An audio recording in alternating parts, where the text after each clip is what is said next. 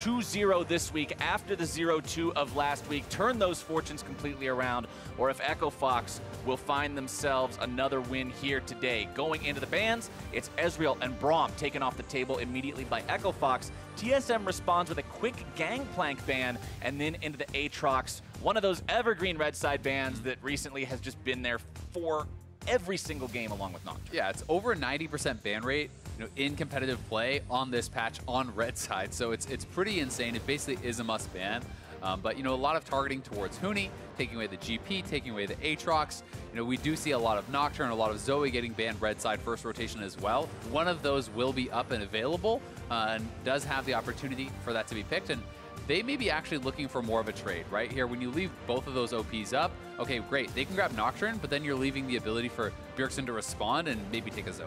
And Bjergsen's Zoe yesterday was so instrumental in their victory against Golden Guardians, just because of the fact that so many of the plays and those punishes that we talked about came off the back of Sleepy Trouble Bubbles, and Bjergsen just 2/3 health chunking mithy every single time he decided to go past his turret. And it looks like TSM will go after that pick here again, responding to that Nocturne. Like you said, if there's 2 OPs left up, just leave them both up, trade them back. Exactly. And then the only question is, as TSM, okay, well, as Echo Fox, they are deciding consciously, okay, we are giving them Zoe because we are taking Nocturne. You have to worry then, do they have a plan to counteract this? Is that plan something that we need to be concerned about? Is there some counter pick or real answer to Zoe? And if you feel that, hey, no, I can play around any matchup, then it's not a concern. But that's some of the complications that come into these drafts where people have to think, multiple steps ahead. And we are seeing another top-tier jungler picked up early on, the Kindred grab for TSM. We've seen so much of this champion after the buffs. I remember it was kind of a conversation that I had with you and some other people in the office in weeks past about how, man, it seems like these Kindred buffs just keep coming in one after another. I wonder how long it's going to take before we see this champion finally start to see some play again. And now that that champion has hit the meta, it has hit like a truck. We are seeing so much of her in the jungle. Yeah, we really are. I mean, it's a champion that I think has a fairly good early game, has the potential to snowball and take over a game completely, but also has strong utility in the team fighting ultimate, right? So, I think that it's just has so many ways to succeed that it's a strong pick for any carry-oriented jungler. Also, individually into that Nocturne matchup, that is a thing where, Nocturne, yes, you're going to be trying to avoid the Kindred and more looking for side lane fights and these sorts of things, but in the 5v5, if your only recourse is to one-shot someone in the backline and Kindred just ultimates that, well, what are you supposed to do afterwards? Not a very Nocturne is one punch. That's about it.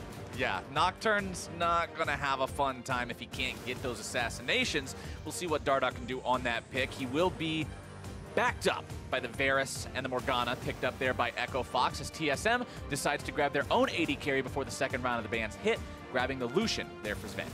Yeah, the Morgana Varus bottom lane, it's probably going to be poked Varus. That's mostly what we have been seeing.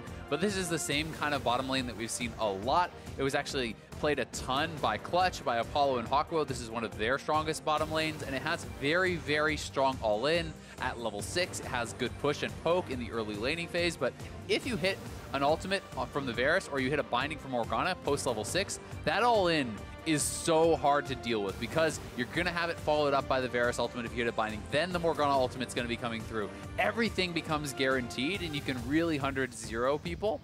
It does give a lot of engage options here as well. You already have the Nocturne, you have the Varus ultimate, the Morgana bindings. There's a lot of ways for them to find fights, and so far, TSM is quite squishy, so that is a bit of a concern if someone gets caught.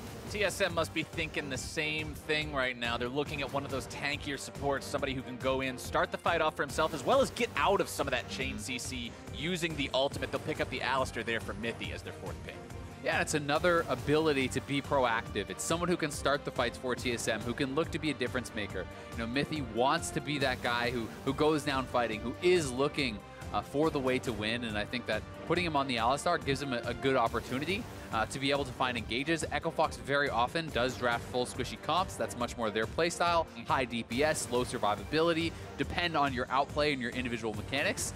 And Alistar is someone who can find those engages and really punish a team like that. And TSM has tried so hard to keep Huni away from something that's higher damage, away from one of those carry-style picks. You mentioned the GP banned along with the Aatrox in the first rotation. Kennen and Rumble both banned out in the second rotation.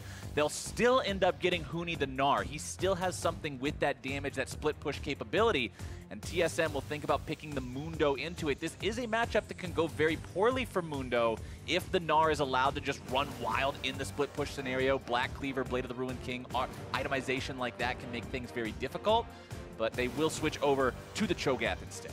Interesting. So the Cho'Gath, I feel like, has a higher chance of honestly being punished in this 1v1. But at the same time, if Cho'Gath gets ahead, if Cho'Gath is actually, getting to that certain point where you become too tanky, you have your tabbies, you have your Thornmail, you have all these items, and your innate sustain from your passive, you become very hard to actually push out of lane. You're going to have a lot of effectiveness in team fights, especially when you are, again, against this squishy team. 1,000 damage feast on any squishy character is pretty terrifying. So when you're engaging into that Cho'Gath, that is very good. It's also something that works well in combination with the Kindred ultimate, because if you have your feast available coming out of the Kindred ult, that is a basically guaranteed kill on anyone who is already low HP in that ult. I mean, Kindred Ultimate is one of those abilities that just turns everything so chaotic. It makes it so everyone has to go to the same area. Everyone's saving abilities for right when it falls, and then there's that snap of the fingers moment as soon as it goes down where everything's all decided in an instant. And if that instant happens to include, like you say, a 1,000 damage true damage burst, it's much more likely to go in your favor. Definitely is. This is going to be a good one. Echo Fox and TSM facing off here. TSM trying to fight for those playoff hopes, and Echo Fox looking to get back on top.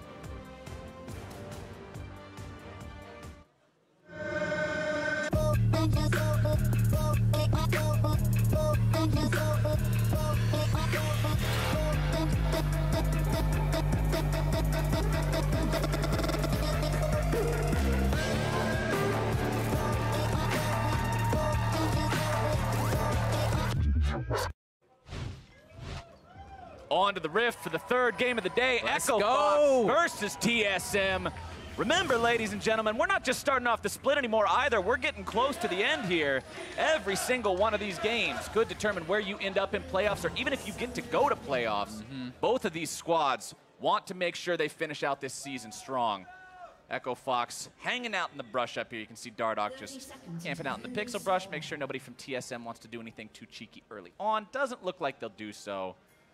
Everyone content just towing the line of scrimmage. Yep, playing that line of scrimmage, and we're down to the nitty-gritty, as you say. Not that many games left to play. Still a ridiculously tight league overall. There are so few games between the bottom and the top. Yes, TL is starting to kind of spread out a little bit, starting to pick up more wins and secure that first place spot, but there's so many teams that are really in that playoff hunt. Grig will walk very close to this brush. We'll see if maybe he ends up walking too close. Doesn't look like it just yet. And as the players get ready for those first jungle camp spawns, quick reminder, tickets are still on sale for the finals in Oakland. Head over to lolesports.com/tickets to pick up your set so you can join us at the Oracle Arena for that climactic finale of Summer Split 2018. It's definitely going to be a good one. Pretty hype. Especially, like you say, when the standings have been so close like this all the time, it's very, very difficult to know who's even going to end up there, how this is going to play out at the end of the day. There's so many possibilities for who could go there. And we even saw in Spring Split huge upsets in playoffs. The first time TSM never made it to the semifinals, never made it to the finals, you could even say. Yeah, and even the changing of fortunes of some of these teams down the stretch, right? Cloud9 was Cloud 10th for quite a while, right? And they are right back in the mix of things. They have been putting on such a strong performance down the stretch. Since Blabber has come in, they have been crushing it, and that can give you a kind of a different idea of the standings where a team is looking like they're fairly low, but actually are very strong in current form, right? And then you have a team like Optic, who may not be thought of as one of the tip-top teams in the league, but they have won 5 straight games. This is a team that is crushing it, and on that sort of form, you could beat anyone. Top side, we'll see if TSM can make a play onto Huni here, who will go forward on the Mega Gnar, turns back into Mini Gnar right as Grig shows up, making sure that he makes the gank onto that more vulnerable opposing player, and first blood goes over to TSM. Huni punish. Nicely done there from Grig. The level 2 gank from Kindred is not something I think Huni was expecting. Almost always they will wait for that level 3 for the Mounting Dread, the slow, that 3-hit execute, and instead, Grig just smart pathing, gets up there, gets behind Huni, and Huni just accepts his death, not even going to blow the flash. So, you know, this is another situation where you're kind of shutting down someone in their split push win condition. We talked about if Hauntzer can kind of survive this, if he can get enough gold in his pockets to really get super tanky, then it becomes very tough for Gnar to kind of continue those advantages and to really have as big of an impact in the game. Every time I see a play like that, I'm always reminded of an old Saint Vicious stream that I watched in season 2 or 3, where I believe he leveled up his Amumu Q at level 2 on accident, just ganks the mid laner and kills him anyway, and says nobody ever expects it at level 2. And sometimes it is exactly what you need. It's that surprise factor that takes down your opponent top laner. And Huni, for someone who for so long was the star player of Echo Fox, like the name that was on everybody's lips talking about this team, has been struggling recently. He really has, and you know, it's been a while since I think that he has been kind of dominating. You know, in the early parts of the split, people really were talking about Huni still in the MVP conversation. I feel like ever since even a bit before Rift Rivals, he has not been having those same Huni level games. He does have instances where he's dominating lane and he's able to really get ahead, but it feels he's more consistently being punished. It feels that he's having a more difficult time actually snowballing those leads into victories, and he's having to depend more on the rest of his squad. And on the side of TSM, I like the fact that they're recognizing, hey, this guy is an avenue that we can attack. This is a guy who likes to play aggressive. This is someone who, if we're going to get that surprise factor of the level 2 gank, is likely going to be the most vulnerable to it. Grig recognizes that, makes the punish, of course, gets himself the early kill on the Kindred. And Kindred's just one of those champions where, talking about the current state of the jungle, when you look at picks like Nocturne and like Kindred, you're not seeing as many of the tankier junglers as before, and if you get one of these carries really rolling, you can go pretty crazy in the mid game. Yeah, you definitely can, and I think, you know, especially when you are, you know, pairing up one of these carry-style junglers alongside a tank who can kind of enable them, like, then Kindred plus Cho'Gath from ahead can look for dives very easily, and that becomes super, super scary, as Grig going to be able to take away that Gromp. Nicely done, and you know, Dardoch didn't have Smite, so he knows there's not much of a chance to actually contest that. Huni was not strong enough to actually look for the 2v2, so Huni's just going to take the time to base, and they have to kind of accept that loss. It always feels bad to lose the camp that way, but recognizing you don't have the Smite and just conceding the objective before you try to fight for it in vain, lose a couple hundred health, is simply the better option. Yeah. It's the lesser of two evils, but it still doesn't feel good. Yeah, it's never going to feel good, but sometimes the game is about minimizing loss, right? It's a situation where you are in a no-win situation. Now you have to give up the minimum, right? You got counterpicked top lane. Okay, well, it's better to go down 15, 20 CS than it is to be dying and giving up your turret and you know, letting that guy run wild. Doesn't always feel good, but that's what you're going to have to do, and Huni is going to have to try to minimize his losses up here as 3 men from TSM are looking to pressure him off, and again, backs off. Will he give up some CS? Yes, but hopefully for him, he won't be giving up his life. As long as he doesn't die again, he'll have to concede some of that economy from that wave hitting the turret.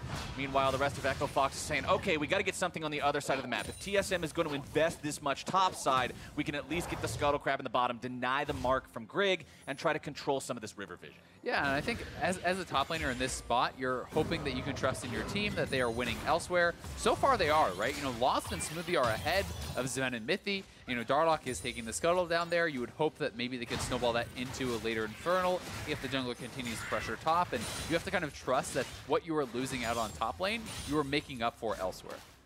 And talking about these two teams and sort of where they sit and comparing what they're going to be doing this game. Hold on 1 second. Let's see. Nope. Just a quick auto attack. No big paddling coming through just yet for Damonte there in the mid lane, but you got to be watching out if Bjergsen lands those trouble bubbles. These two teams have very different styles, because Echo Fox is that team that if they're down, they're not going to go down without a fight. It's this chaos style where they're always looking to make some sort of a fight happen. It seems like all their decisions are made around where can we start a fight that we're going to win. Yeah, exactly. It's sometimes less about, you know, more refined macro style and more about just finding a good fight, right? If they think that they can win this 2v2, if they think they can win that 3v3, that's what they look for. That's what they search for. They trust in their mechanics. They trust in their team fighting. That has gotten them a lot of wins, you know, throughout this entire year. And it's kind of what has gotten them to this point. So they need to really still have faith in that play style. And I think that adding Smoothie, adding Lost, another strong laning 2v2 on the bottom side of the map can make that even easier, because now one of the differences I feel is that if Huni is losing top, if he is being pressured top, and that's where all the other team's resources are going, well, you're getting more bot lane because Lost and Smoothie have been laning very well and pressuring the turrets. Yeah, you can't just have a bottom lane that's going to concede the lane, sit under their turret and farm, and then let your opponents make top lane life miserable. There has to be some sort of push and pull in order for that to break even. Zven now having to dash away. Binding comes out, just barely going to miss, catching him on the back end of the projectile there. That could have been the beginning of that nasty chain CC you were talking about. Remember, when Zven has teleport, that means there's no cleanse or anything like that. There's no Mikhail's Crucible this early into the game for Mithy. You don't have a QSS either, so if that hits, you're done. Yeah, exactly. And Zven holding onto the flash, seeing that it was going to miss, so you know, if it was a bit more on target, maybe they get the flash. But if it does hit, it guarantees the Varus ultimate, and Zven will just die. There's double level 6 now here for Smoothie and Lost. They're all in. It's going to be incredibly powerful, especially if Dardoch is in the area, which he is right now. You know, level 6 on Nocturne to follow up a Binding, a Varus ultimate, and there's even potentially that 4-man roam as, you know, Damonte could try to come down too. Nocturne's always one of those champions that I watch very closely. What happens with the first ultimate? Because you do have such a long cooldown on the early levels. You want to make sure you find value with those big cooldowns whenever you can. And the difference between making that into a kill or just ending up only getting a flash or something similar can be pretty big in a lot of ways. I mean, it's massive, and you know, getting more quickly to a lot of your CDR items, right? You know, building up that quick warrior, getting the kill that gets you to your next call fields, you know, gets you to that next ultimate that much more quickly. You know, in the ideal Nocturne game, you're essentially just power farming until your ultimate's up, then you immediately you get a kill. You go back to power farming, soon as the ultimate's up, rinse and repeat, and that's, you know, what you're hoping to be able to do. Are on cooldown than PvE. Exactly, because Nocturne, outside of his ultimate, is fairly weak. So, you know, he's going to try to look for that early kill with it. And Echo Fox just straight up 2v2, take the turret. You know, this is what I'm talking about. It's okay that Huni is down a bit of farm. It's okay that Huni has died because he's trusting in his bot lane to get the advantage, and they're paying off. And Huni's playing a champion that can just sit under the turret and farm. He can play Gnar. He can say, all right, cool, I'll go down 10 CS, whatever. Throw my boomerangs at the minions underneath the turret. Bottom lane will do their job as Damonte gets ignited here in the mid lane. It looks like that is the real ignite from Bjergsen. We were the two talking about this earlier before the game, about how whenever there's Zoe, you always have to just take an extra second to look at the summoner spells when you see it to make sure it's the real one. Actually, flash 17 times, use 4 heals, a redemption, and an ignite. Oh, both are summoned. But the ignite was real. But the ignite was real. Oh no, Huni. Huni barely walking away from that one. He will have to use his own flash. Hauntzer uses his there as well, but he will force Huni off of this turret. Finally, TSM will also send multiple members up towards this top side. Just in case Echo Fox is still planning on defending it, TSM will make the move first. You can see some question mark pings coming out in that topside river from Echo Fox, like they're anticipating TSM's movements here. Grig hangs around in the river brush. Mithy will be spotted out by that ward. Yeah, this is actually pretty big. It allows Echo Fox to set up for this collapse. In they go. See if they can find the kill here. Won't be able to get it in before the Lambda Spite. It's going to be 2 TPs, both used here. Grig having to try to jump himself away. Huni still looking to maybe find an opportunity in here. Chains of Corruption find their way onto Mithy, but again, that's the Alistar. That's the Binding, one who can engage the CC. More coming in. The Chain CC follows it up. A little bit more damage will not find the mark, and everyone, Azael, walks away. Yeah, very close call there. Both teams coming in, and had that piercing arrow been a split second later, the ultimate might have expired there from Mithy, and they may have gotten a kill, but either way, Echo Fox with the HP advantage, they maintain that pressure, and as a result, going to be going over for the Rift Herald here. We see multiple TSM members are in the area, but when your jungler's basing, when you don't have your support, it would be really hard to actually challenge for this. Now they want to try to punish, but like you said, the health bars on Echo Fox are just too high. There's not really any opportunity to do anything there just yet. So Echo Fox now goes up 3 objectives to 0. They've got a turret, they've got a Drake, they've got Rift Herald. So far, they have found quite a lot for themselves 12 minutes into this game. Yeah, they're looking really good, and as a result, they can, you know, take that Rift Herald and try to pressure another turret. I'm going to be interested to see how Dardoch actually uses that Rift Herald summon. You know, if he's going to try to get a pick first and then go for it, because oftentimes if you can get that kill in the side lane, you can snowball it into a lot. Oh, that sleep. That bubble was almost trouble, but they're still gonna find the damage onto Huni and take him down. It's Grig picking up the money. Yeah, Huni just gets popped there, playing with fire a little bit, trying to mess around with Grig as he went for that bounty, but TSM comes in with the collapse. 3 members quickly getting in there, and they get the kill onto Huni, and now Dardoch in trouble. Dardoch tries to go into the enemy jungle, gets a paddling on his way out. Deleted there by Bjergsen. Mithy showing off some of that Alistar playmaking, finds Dardoch, makes him pay, and this, because Dardoch has gone down, means EchoFox's dual lane has to kind of back off and can't fully commit to taking down that turret just yet. I always like to look at what exactly is the potential reward for the action that you're taking right now. When you look at what Huni was doing, trying to stop the Kindred from grabbing the mark, and you look at what happened as the consequence, you have to ask, was that risk versus reward really weighing out in the end? Exactly. You can't go for the 100% plays, but you also don't want to go for the 10% plays, the 20, the 30% plays. You have to, really kind of calculate that, and ultimate is back up for Mithy. Mithy's got it. He decides to go right in the face of EchoFox, and TSM will turn this one right around. Culling comes out, and Lost goes down. It's a double kill for Grig. Grig is 4-0 right now. It's EchoFox looking for the engage, but Mithy pops the ultimate, turns the fight around, and Smoothie just gets destroyed before he can actually get a stopwatch off. So EchoFox down 5 kills now, and TSM looking so much more aggressive, so much more proactive with Mithy on this Alistar. And I love this decision here. Goes right in. Yeah, pops the ultimate, gets out of the binding, flashes right onto Lost, slows him down, even able to survive, and then Zven and Grig there to back him up, and Grig feeling good, having a laugh about it. 4-0 on the Kindred. All gonna be smiling. All smiles when you get to start off like that, 4-0 on one of those carry junglers. Shelly summoned up here in the mid lane, only takes a minimum amount of damage before getting off the charge. Mid lane tier 1 turret will be taken low, but now EchoFox could be in some trouble. Hauntzer coming in with the Righteous Glory, looking to find the silence onto 1. More damage going through. Dardoch gonna be bursted down. As the stun comes back onto Grig, who is taken low, but not so low that he's actually in danger of dying yet. Doesn't even have to pop the Lamb's Respite. And that's 1-0 TSM. Yeah, and Grig has been playing a hell of a game. I mean, his pressure on the top side has put Huni very far behind. Huni is down, he has had 2 deaths, but he's also down 35 CS, so it's both, right? And you can give up some kills, but you want to stay at least relevant in the farm. He is pretty far behind in that regard, and TSM really starting to kind of take some control. EchoFox has farmed well in other areas, though, so they're not super far down in gold. But still, TSM looking good, and Mithy looking very proactive. It's promising as a TSM fan to see him being able to make those plays, being able to go forward and find those picks on the Alistar, because that's something that TSM has been sorely lacking. And TSM seems coordinated here as well. Mithy's ability to turn that fight around on the top side and just immediately go back in on his opponents relied on the fact that he could count on his team to say, okay, just turn. And for a team that has seemed to have communication issues, have teamwork problems, that's big. That shows those weaknesses are being addressed. Definitely does. And for EchoFox, it's been all about this duel lane. Smoothie and Lost taking down 2 turrets. They're now looking 3-man top. 3 versus 1 against Hauntzer's Cho'Gath, and there's not a lot of a chance out of that one. EchoFox finally get themselves on the board. Yeah, I mean, it's 6-1 in kills, but because Lost and Smoothie have knocked down 2 turrets, the gold is still pretty darn close. And they are now looking to pressure another turret here. TSM trying to respond in mid, in bot. But they could potentially knock down another turret. You can see Smoothie is roaming down to help out Damonte with any potential pressure here, but Huni's going to have to back off once again, being zoned off these waves, and TSM has done such a good job. It looks like they're even trying to dive onto him.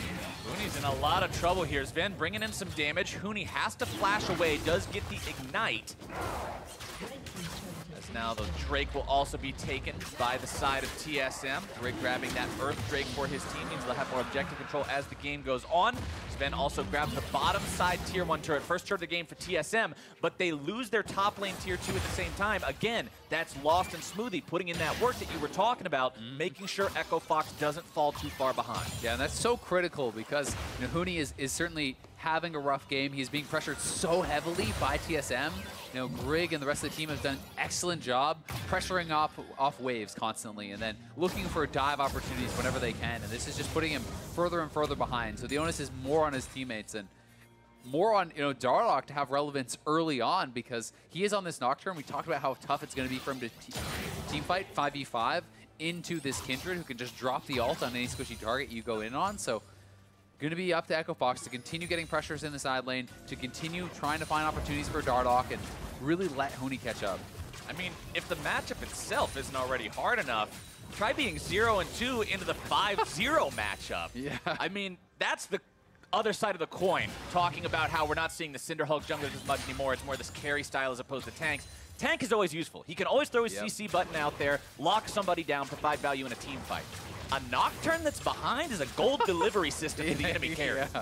Yeah, I mean, you have your darkness, that's about it, right? Yeah. You're trying to mess up their vision. You have a little bit of utility there, maybe some zoning, but really not much. And, you know, Grig, as you said, he has 5 kills, so he's been able to kind of pit stop for some luxury items. Grabbing the QSS, grabbing the tabbies means there's a very low chance you will kill this guy before he gets his ultimate off, right? Even if he gets hit with the CC, he should be able to QSS, get that ultimate down, and you know, sometimes when you are this ahead, building defensively actually lets you kind of get more involved in the fights and actually get more damage out, even though it sounds somewhat counterintuitive, because you don't have to be as scared of getting one-shot by this, you know, Syndra or getting absolutely burst down before you can ultimate in a Gnar stun. And being able to play aggressively, being able to not have to worry about all those stuns, might be the answer TSM needs to fix some of those problems that we mentioned earlier on, where it seems like even with a lead, it's hard for them to translate that into more. It's hard to build something greater out of it.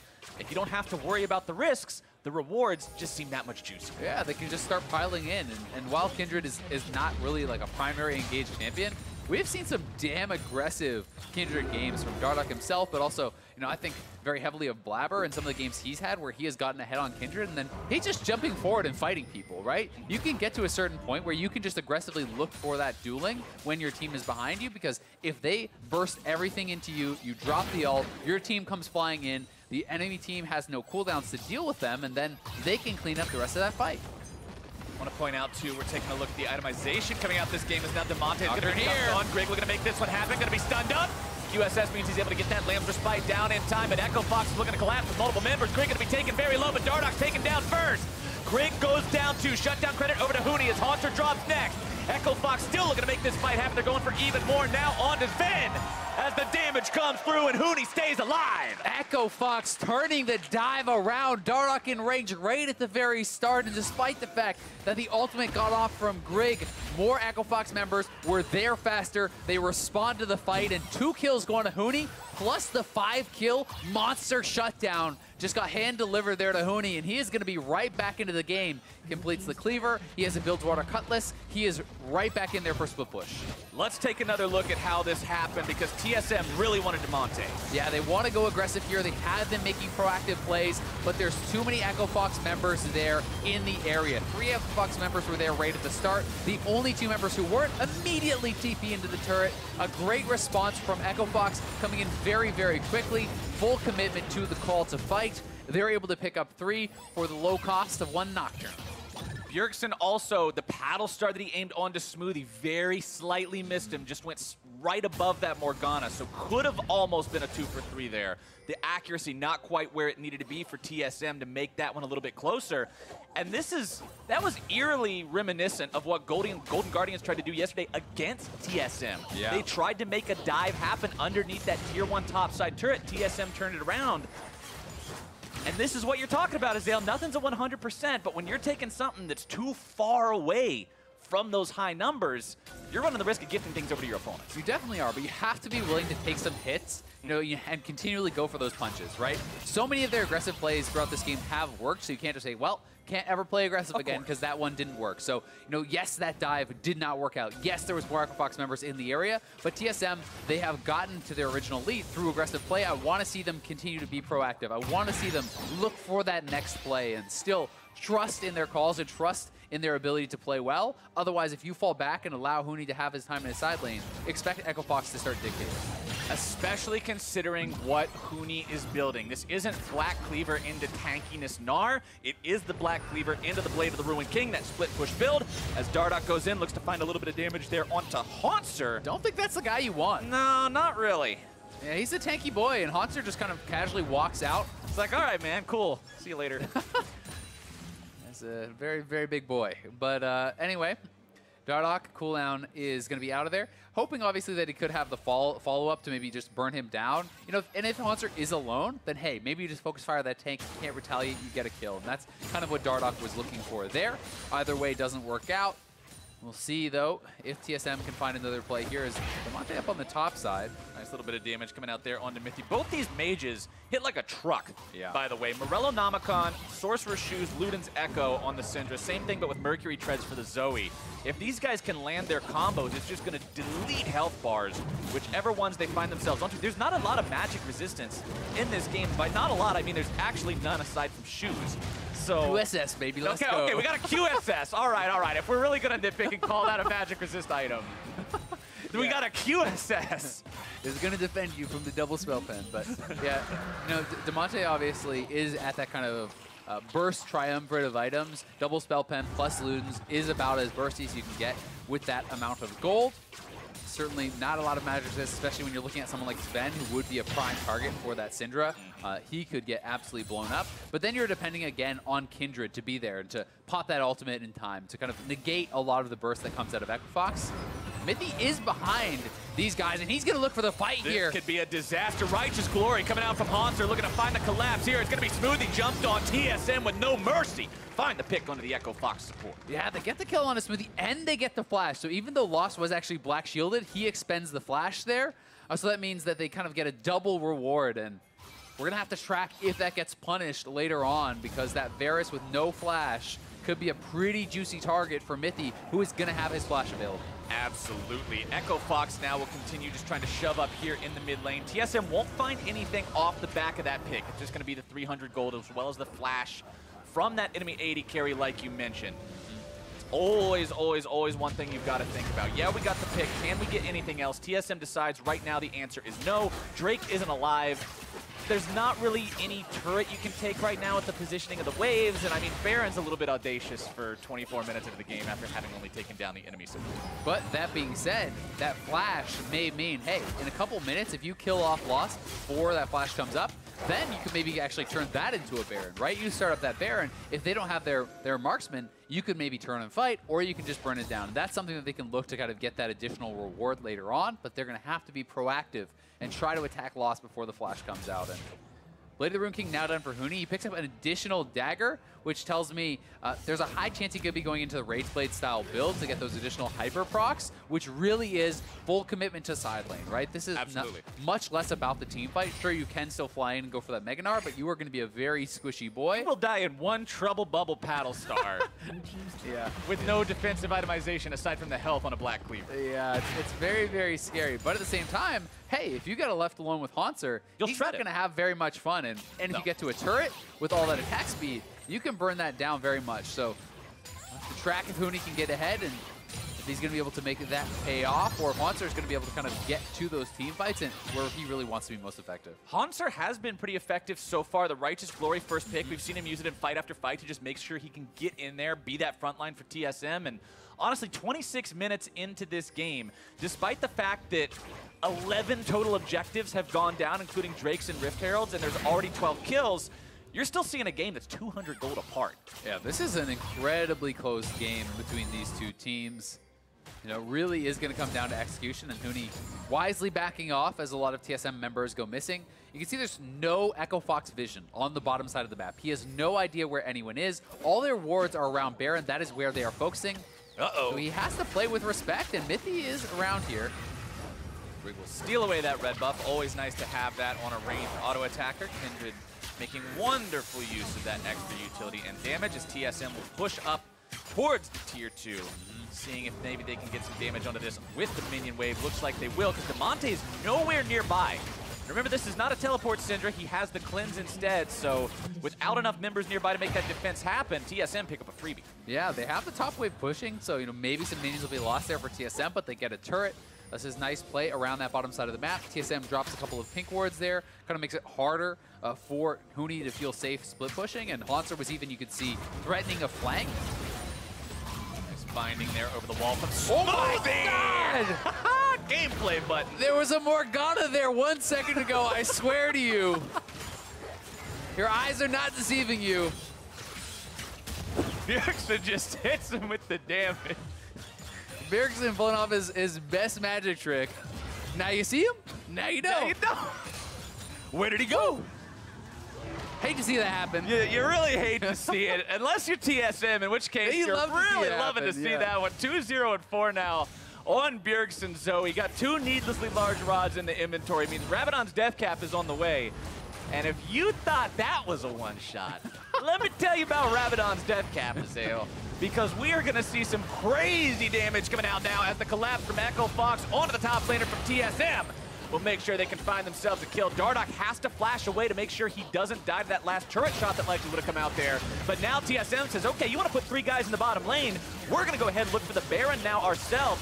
Smoothie's the only one hanging around the area right now. TP also going to be channeled now from Huni. Echo Fox really trying to stop this. Bjergsen trying to keep them away. Baron going to be taken now down below 2,000 HP. Mithy looking to run some interference. Damonte wanted to catch somebody on the back of the pit, looking to find the stun if he can. Will not get it just yet. Bjergsen goes on a killing spree again.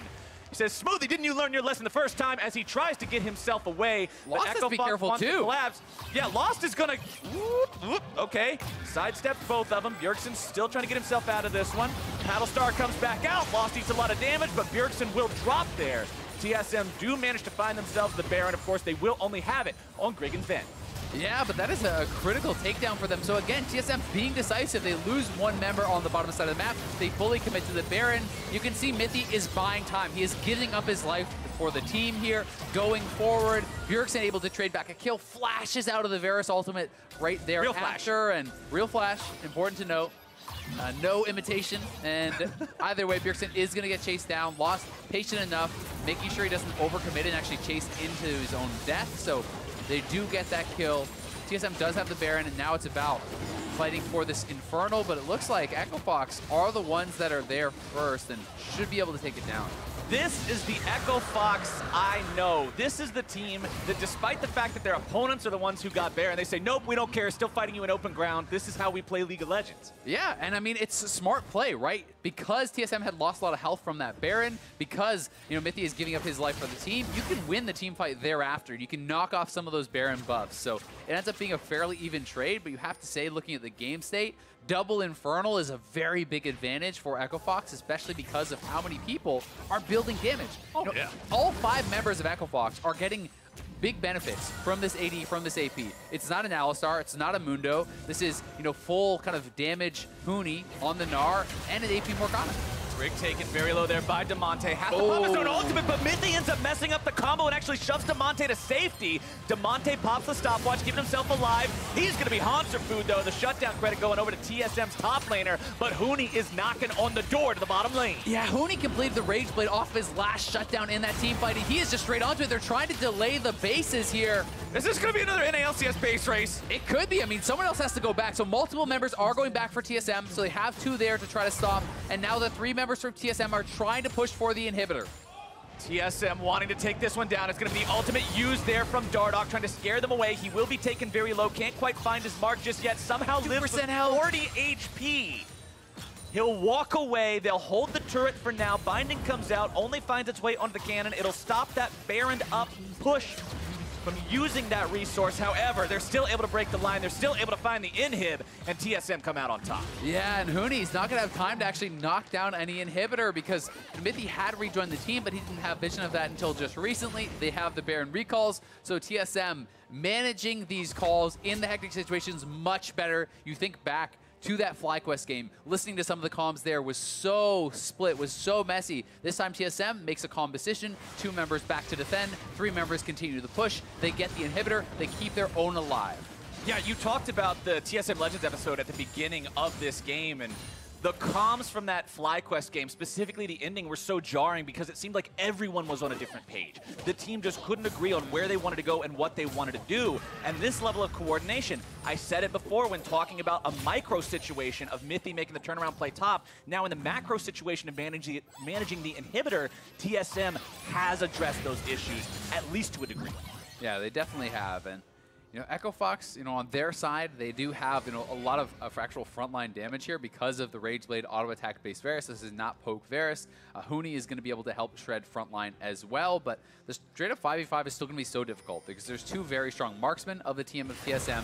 There's really strong engage. There's poke and follow from Bjergsen, and there's this VP frontline. And that is why Echo Fox is looking for these side picks. Dardoch going in onto Bjergsen. That's going to be a massive pick if they make it happen, and Damonte guarantees they do. Hauntzer now having to run away from Huni, who, remember, although he's pretty squishy, is one scary boy on this high damage Gnar build.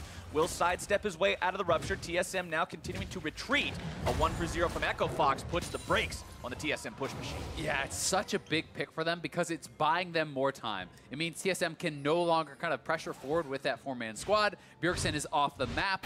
Here it is one more time. Bjergsen looking for that poke. He is spotted out, but in goes Dardoch straight onto him. Lost really nice piercing arrow and ultimate both connecting over the wall. That was some clean Varus play from Lost, helping them to get that really, really important kill and buy more time for Huni to get out on the map, buy more time for him to try to create these 1v1 advantages. Lost has been having some pretty solid performances so far. Really? After stepping up, after graduating from Academy League and taking his spot on the main stage here with Echo Fox, he's been showing that he deserves this shot. And it's really exciting because it was hard to tell how good is he when he was on, you know, basically the last place Academy team, right? And sometimes even a good player surrounded by an unsuccessful team will not look that good, right? And now he has some very strong pieces around him. You know, he kind of talked about his relationship with Smoothie and how Smoothie is helping him to grow, helping him to really learn a lot on this Echo Fox team. And I think that Lost is shining. This is, you know, some of the best performances in the LCS out of the gate from a marksman that we have seen in a really long time. If he can keep this performance up, he will be critical to winning this game against TSM in a game that's still not even 2,000 gold apart, 34 minutes in. As now Huni's getting himself jumped on. Nice flash over the wall, but Dardoch comes in and says, all right, we're gonna look to turn this one around. But considering his top laner already went over the wall, the coordination not quite there from Echo Fox. Zven dashes forward. Huni's still hanging around thinking maybe we can make something happen here. Mithy's going to be found out in the river. Likely going to be some trades going on here as Zven's taken down. Huni able to find the kill onto the enemy marksman. Mithy drops now as well. It's the bottom lane of TSM dead. The top side of the map for Echo Fox also with black and white screens. 3v3 left alive. Yeah, pretty disjointed engage there as Huni is flashing out. Dardoch is ulting in. Had they both stayed in, maybe that's a different fight. Maybe they pick up those kills a little bit more cleanly. Either way, it is the 2-for-2 trade. I think this 3-man squad from Echo Fox is still very strong on the map, but here it is. Huni's getting a lot of damage down. Not expecting perhaps that Dardoch was going to immediately respond that quickly, so they do have to go out. They do look for the retreat. Multiple TPs are coming in. Everyone is collapsing down. The Echo Fox kind of bottom lane here goes over, focusing on Mithy while Hauntzer is cleaning up Dardoch. On the top side of your screen, you can see that Huni was able to get that kill over onto Zven. Damonte tries to throw a little bit of damage down onto Hauntzer, but hanging out in these choke points, in these jungle areas, you got to be so careful about those trouble bubbles with so many walls to fly through.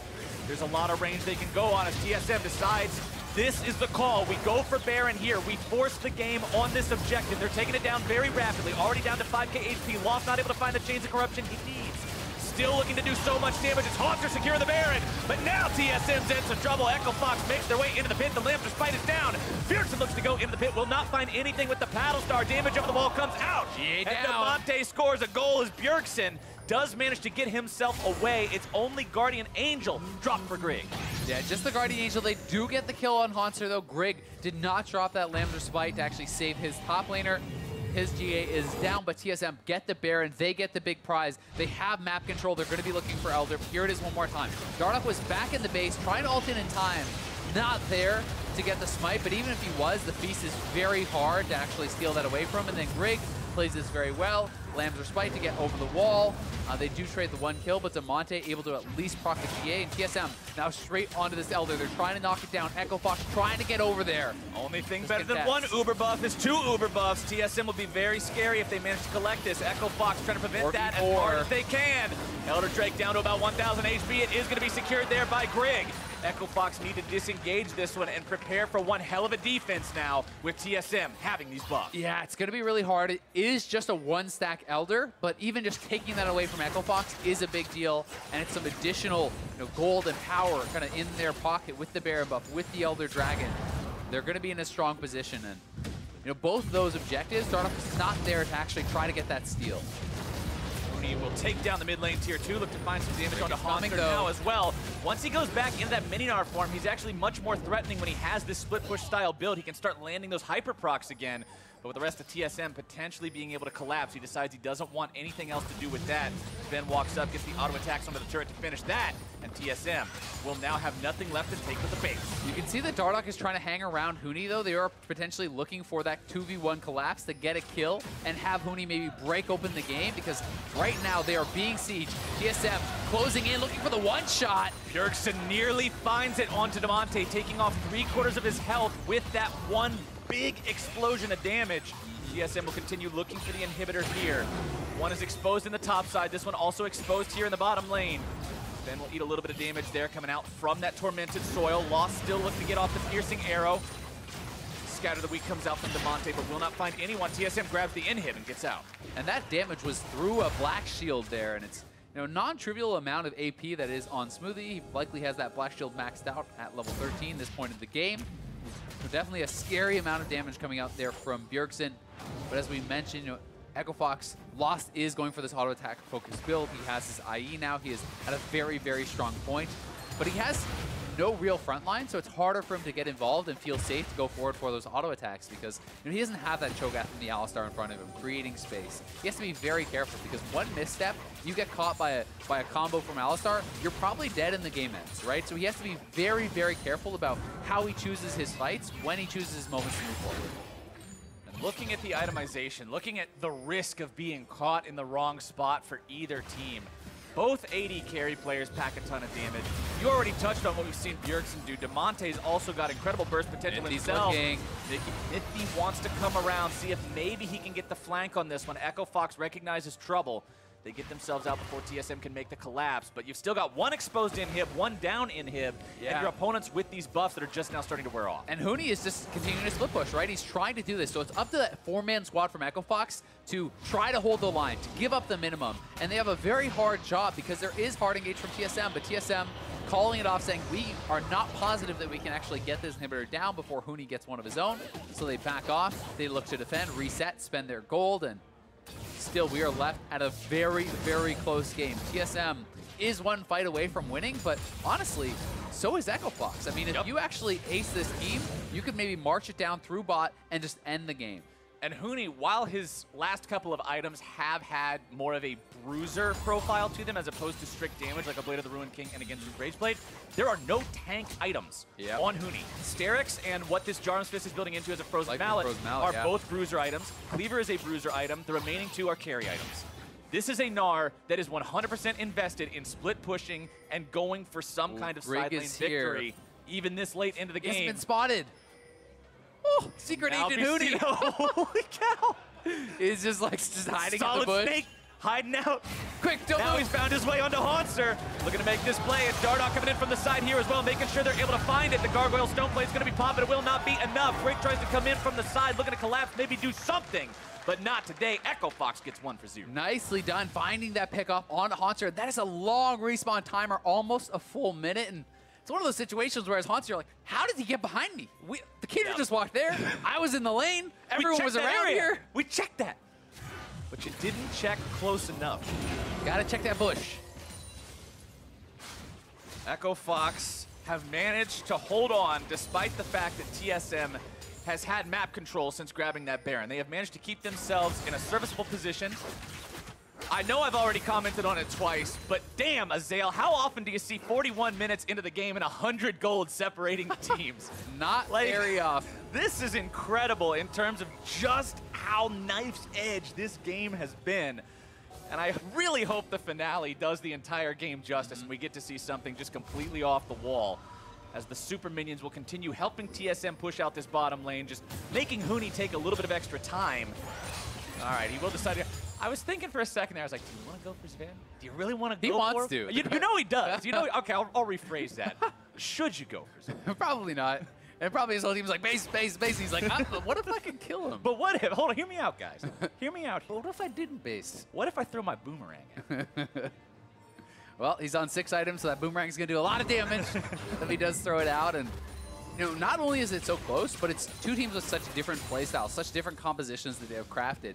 You know, Echo Fox fully committing to this side lane style of play. Huni trying to push up, Dardoch trying to find picks, and TSM is just like, just fight us. We just want to 5v5. Yeah. They want to walk at you with this 5-man squad, find the engage from Mithy, have Grig for the ultimate to stop any potential burst, and then just slowly win out that team fight. But Echo Fox is trying to play these kind of skirmish tactics where Damonte's pushing out top, Huni's pushing out bottom. They're trying to avoid a committed fight. Echo Fox say, okay, Baron's going to be spawning here in a few seconds. TSM's going to walk up and Echo check Fox. this brush.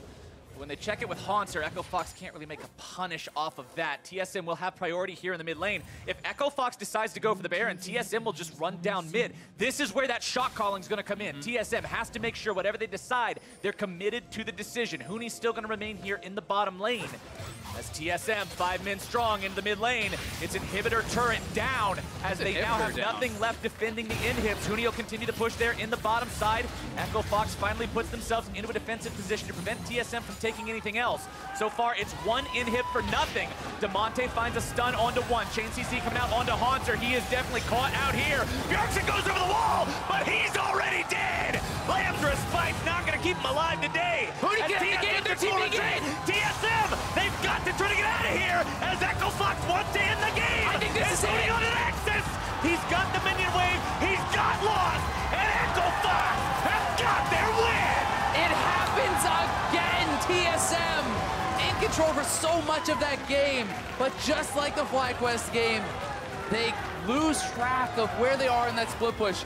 They lose 2 kills in the 5v4.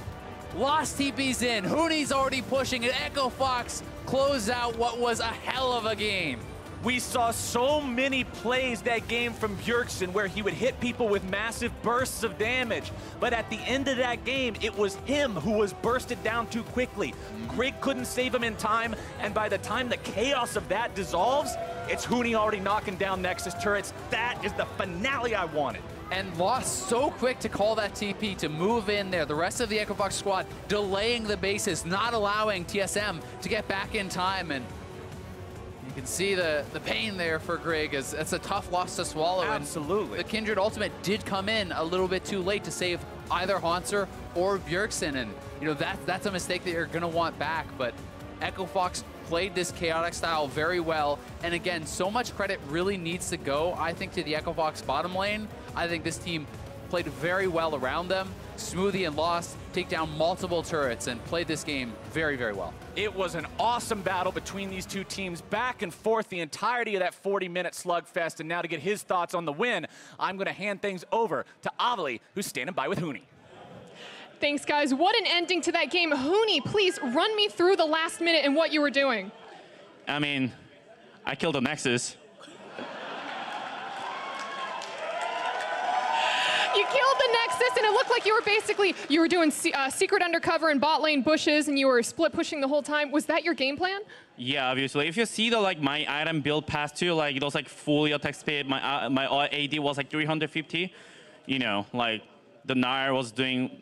That was my best that I can do, I think. And because enemy team was 5 versus 5 was really strong compared to our draft, and then that's how I realized, oh, this is I really need to play for really split pusher with a nocturne, and then that's how it worked. And before the cameras came on, you basically said that you weren't too happy with this game. So where do you think you guys could have improved? Yeah, early game was really tough because our macro was pretty bad, and also our draft was pretty not really clear actually before we actually start the game. So I think probably one thing that we could have just make clear draft, and second, I think macro was could have been better, and then our early game would have been way clear, and then we would have just finished the same way, which is split pushers. Anything you want to say to your team after that game?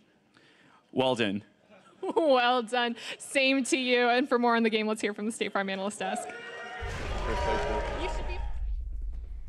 Thank you very much, Azael. Yet another NALCS game ends in such a fashion of a base race. And lucky for us, we've got Santorin on the desk to help us break it down. Experience in these situations. Before we work our way through the entire game, I do want to relive those last few moments, talk about, one, the decision and the win for Echo Fox, but maybe what should have been done differently for TSM. Yeah, so Santorin and I were just talking about this, and the preliminary conclusion is that Echo Fox actually made a really good play here because they have Baron vision, so TSM doesn't want to face check while Huni is split pushing. But Santorin, take it from here. Like, what is TSM thinking? Yeah, so I think they're really scared of face taking Baron, and they see now pushing bot. So they're like, okay, we got to force something. So Get mid priority. Yeah, so they'll walk down mid, and I think at this point it's already really hard for them because I think honestly they should walk back to Baron, like start Baron, like force a play because you have time before Gnar starts pushing the waves. But at this point it's already too late. Like Gnar's already on Nexus Towers, like in like a second. So I think they already missed out here. Like even if they don't die and ePicSkillshot keeps chasing them, it's gonna be bad for them. So to your point, you would have liked TSM to go down mid like they did, but once they get the reaction out of Echo Fox's members at the Baron, then they themselves go to Baron to pull Echo Fox towards them versus kind of hard committing for that inhib, right? Because also, no matter what, you have to respond to Huni with something. Right, you can't go 5 versus 4 while allowing a 1 versus 0 to exist in the side lane. So if you go to the Baron, you're hopefully pulling Huni to that fight, or you get the Baron and get the Baron empowered recall off. Yeah, but he's going to end so fast with that build. Oh Blade my of the Room, God, hard build. Like, I wonder. I legit have never wanted to play Gnar more than watching Huni eat through like an 8K Cho'Gath tank in 4 seconds. This is like your classic problem. Whenever you have a split pusher get to that point in a game where they can 1v1 and maybe arguably 1v2 anyone, it becomes really hard to play against if you're executing well. Yes, you've perfectly illustrated the problem. I know everyone wants us to say, like, oh my God, TSM should have just done this thing to achieve victory, but they were in a very tough situation. At that point, I think if Echo Fox pulls off the right macro play, I don't know if there's a way TSM achieves victory without an Echo Fox mistake. There are plenty of TSM mistakes before that, which we're going to cover. Exactly. So let's do that now. Let's go all the way back to the beginning, figure out how we even got to this point. Starting in Champion Select, of course, this is the first time we've seen the Nocturne versus Zoe matchup because we have highlighted in the past the difficulty that Nocturne can create for Zoe, but Bjergsen valuing that pick so high that they decide to allow that first pick prioritization come through on the Nocturne to secure the Zoe. Yeah, I mean, like, he had an absolutely monstrous performance, and a lot of it was in laning phase before you would have had that Nocturne Zoe interaction where the blackout stops your team fighting. So I think that's kind of what they were thinking about, was like, Bjergsen was so good on Zoe, let's get that on him again. It was his best one of his best performances this split. Now, that said, we have to take a look at Echo Fox and the playstyle matchup against TSM, as you had talked about at the top of the day. Echo Fox is a team that loves to initiate fights. They always look for plays. TSM, reactive? Hey, that works for us. We'll let you try and start the fights. Yeah, TSM had a little bit of pressure to begin with here because they did have more people on that side of the map, but like this was set up by the fact that Huni was trying to greed harass on the Scuttle Crab. And then here, well, they had 3 bottom. Surely we can walk into the enemy jungle. Dardoch wanted to go for something, and TSM punishes it quite well. I think they're just rushing too much. Like, if I see this setup, it's like, look at the bot way, right? It's not even close to hitting turret. So Huni can just sit back, like, relax. Like, they'll take top turret for free. And instead, they're just rushing things. Dardoch walks into the jungle. He doesn't even have to go into the jungle. I think Fox always, like, makes these kind of mistakes because Huni's really good at playing with like pressure game, but when he's not the one hitting turret, he's still trying to pressure, and I think that's when it goes wrong. I think one of the largest beneficiaries of those early mistakes from Echo Fox was Grig in the jungle. He quickly picked up 5 kills on the Kindred, but again, I'm coming back to you, Santorin, because we had some questions about the build path given the comp he was up against. Yeah, I mean, when I see a comp with no tanks and like a bunch of damage, I'd assume you do Warrior because Warrior is the best like at doing damage against squishies, and then after that he gets 5 kills, and instead of like going straight into Black Cleaver, he goes to QSS, and it's like, let's say like you get hit by something, like it's gonna happen at some point, right? But like you don't have a threat when you're putting all your money into QSS, whereas like if you have Black Cleaver, he can literally like take over the entire game with Warrior. I have a stat to back this up. All right, hit me. He started 5-0, Grig, and did less damage than every single player on Echo Fox. Smoothie did more damage than Grig this game. Whoa. It's a Morgana. Try to justify Not the best build. No, without a doubt, not the best build. But this isn't the only mistake that we need to point out for TSM, because again, with some advantages in their favor, they still made enough mistakes to allow the game to fall back over towards Echo Fox. And so we're going to pull up one more replay. This, a TSM pick, but not choosing to do anything with it. Yeah, I mean, this was actually a very proactive play where mithy found a great flank and set up an early kill. And while it was on to the support, they also got the flash out of Lost. And from here, they have all the tools they need to continue to bait Baron. Look at this. They have a Mountain Drake. They have a Kindred who does % health damage. They have a Blade of the Ruin King Varus. It is a 4v5. The AD carry doesn't have flash. Santorin, what do you do? I mean, I think here they don't even have to contest midway. They just walk to Baron, and either they start it or they bait it. It depends how they feel like. But like here, like who's gonna face check from Fox? Like whoever walks in is gonna die, or at least burn flashes. Right, there was no blue trinket on the side of Echo Fox to face check or to check, and they have a bunch of squishies. Yeah, and Mithy had flash on Alistar. Like you're ready to go with another combo, and you have decent enough vision to see where people are coming from, and you have Feast to finish it off, so it's not really a 50-50 Baron if they come slowly. And this is what they do. They recall. I was like, I thought there was no more to this replay. The replay doesn't go any further, but that's the situation that got them to the late game situation where Huni was crazy. And also, I got a question for you, Santorin. We were hypothesizing that maybe there was a little bit of FlyQuest PTSD for TSM. Like they had lost to a solo split pusher pushing their base.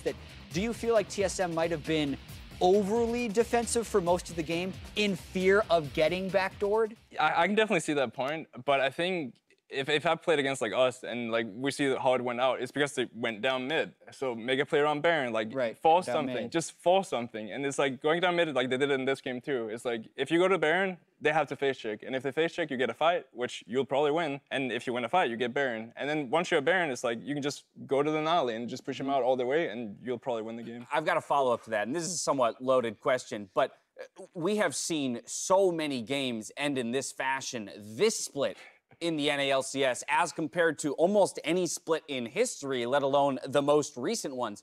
Why is this happening all of a sudden?